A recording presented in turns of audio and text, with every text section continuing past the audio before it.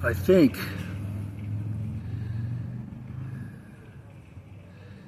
Adolf Hitler passed his status as the most hated white man. He passed it on to, well, Richard Nixon inherited that status. And before Richard Nixon inherited that status, maybe another white man, and it could have been from Hitler to Eisenhower to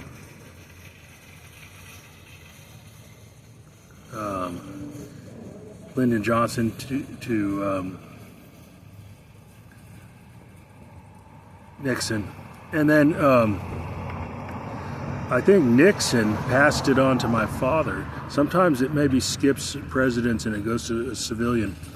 Sometimes it's a European white man, sometimes it's an American white man, sometimes it's a public official, a president, a sitting president, sometimes it's a civilian, but it's a white man. So I think it went from Hitler to Richard Nixon to my father, and then my father, it seems, he tried to pass it on to me. And I said, you can't not pigeonhole me as a mere Adolf Hitler, because he was a regional leader in continental Europe. God, get over here, stop that. And he was boxed in by the Russians, the British. Hey, so I can't be pigeonholed as if I were anyone as regional, more global, I think. Adolf Hitler was more regional. Maybe I never had the power of Adolf Hitler, but it was regional power. And so I have a more of a global, I can't be pigeonholed to be the next one like Adolf Hitler. Maybe just I was maybe temporarily as a bridge between another white man and the white man after, one before me and one after me. But I can't be permanently pressed into that role as the Adolf Hitler. And then I don't know quite what to say about, well, Adolf Hitler's mentor was Benito Mussolini, and maybe it's a Jew sometimes. And it reminds me of the game of cops and robbers. There's a lot more ambiguity, moral ambiguity, in the game of cowboys versus Indians, with the American cowboys being implicated for ruthlessness to cattle.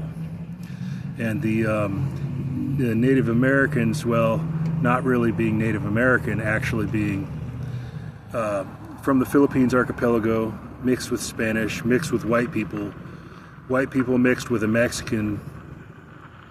When a white man mixes with a Mexican, the result is usually called a Cherokee or some other North American native tribe. So there's some moral ambiguity in cops and robbers. Who's the most? Who's mostly the cops? I think it's Chinese are the cops, and Caucasians are the robbers. And then between Africans and Caucasians, it seems like Africans are the robbers and Caucasians are the cops. So playing the game of cops and robbers, well, the Jews are usually the robbers, but it seemed like Benito Mussolini was sort of, when he was young, he gave he showed signatures of mafioso self-concept. Well, there's mafia, American mafia. What I'm saying is an Italian thug. But then when he was older, he seemed to be much more responsible. So is it possible that, I think of a Jewish Italian as usually being a robber, not a cop. But is it possible that sometimes a Jewish Italian could be like in the later years of Mussolini, appearing to be a cop instead of a robber? Anyway, so cops and robbers. Adolf Hitler was a cop in one sense, but in another sense, Adolf Hitler was like a cop for in favor of continental Europe's security, but Adolf Hitler was like a robber in terms of he was instigating African Americans and Pacific Asians against white Americans. So Adolf Hitler was saying, trying to instigate those who consider themselves to be Native Americans. He was saying that white Americans are guilty. And that was him being a cop on behalf of continental Europe, but he was being a robber versus white Americans. So Adolf Hitler also showed thuggish tendencies in his youth when he wore a sort of a Chicago gangster suit that had the lapels too big and a hat, an unnecessary hat, I guess. Anyway, so yeah, Hitler was not entirely, he was not all right all the time. All right, that's all.